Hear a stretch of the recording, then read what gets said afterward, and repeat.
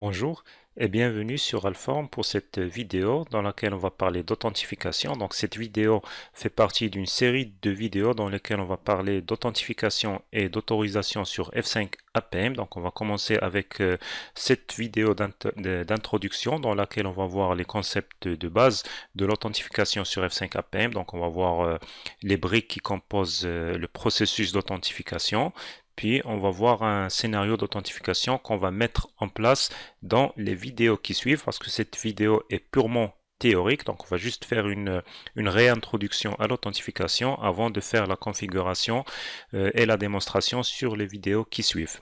Donc l'authentification sur F5 APM, c'est ce qui permet de vérifier que les identifiants des utilisateurs qui essayent de se connecter à notre plateforme sont valide. Donc F5 APM va en fait prendre les identifiants fournis par les utilisateurs puis les vérifier auprès d'une source d'authentification. Donc, ce qu'on a vu déjà dans les vidéos précédentes, c'est le flux suivant dans le VPE, le Visual Policy Editor. On a vu que lorsqu'une nouvelle session arrive sur le F5 APM, on affiche une logon page au client. C'est cette logon page là qui permet de récupérer les identifiants du client. Donc dans la plupart des cas, on va utiliser une logon page pour récupérer les identifiants du client. Ensuite, on va envoyer ces identifiants vers un annuaire AD par exemple ou bien un annuaire Radius pour vérifier que ces identifiants-là sont valides. Bien sûr, on n'a pas que le serveur AD et le serveur Radius, on a beaucoup de types d'authentification qui sont supportés, que ce soit des annuaires distants ou bien l'annuaire local d'utilisateur sur F5 APM. Donc, comme on a dit, l'agent logon page est l'agent le plus couramment utilisé pour récupérer les identifiants du client. Ces identifiants-là peuvent être bien sûr des logins mots de passe, peuvent être également des OTP, des one-time passwords qui sont des passwords dynamiques.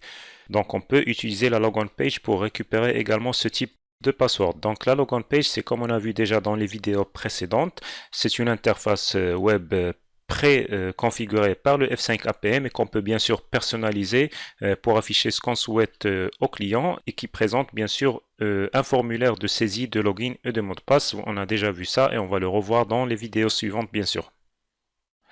Alors une fois que la logon page a récupéré les identifiants du client, ces identifiants-là sont bien sûr transmis vers une source d'authentification qui peut être par exemple un annuaire AD ou LDAP, qui peut être également un annuaire Radius ou TACAX+, qui peuvent être une base, un serveur web HTTP et qui peuvent être également la base d'utilisateurs locaux. Et on a également beaucoup d'autres annuaires d'authentification qui sont supportés par le système. Donc les plus couramment utilisés sont l'Active Directory, le Radius et la base d'utilisateurs locaux. Donc on va voir dans des prochaines vidéos ces trois types de bases d'utilisateurs. Donc pour le moment on va parler d'un scénario d'authentification qu'on va mettre en place pour différencier les utilisateurs de notre système. Donc on va avoir deux groupes d'utilisateurs, un groupe d'utilisateurs non permanents qui sont par exemple des stagiaires et un groupe d'utilisateurs permanents qui sont par exemple des membres de groupes IT ou Sales ou HR qui font partie de notre annuaire AD. Donc on va en fait mettre en place le scénario suivant. Donc on va avoir des utilisateurs qui ont des comptes AD et des comptes Radius qui seront nos utilisateurs permanents et on aura des utilisateurs qui auront uniquement des comptes AD. Donc le scénario est le suivant.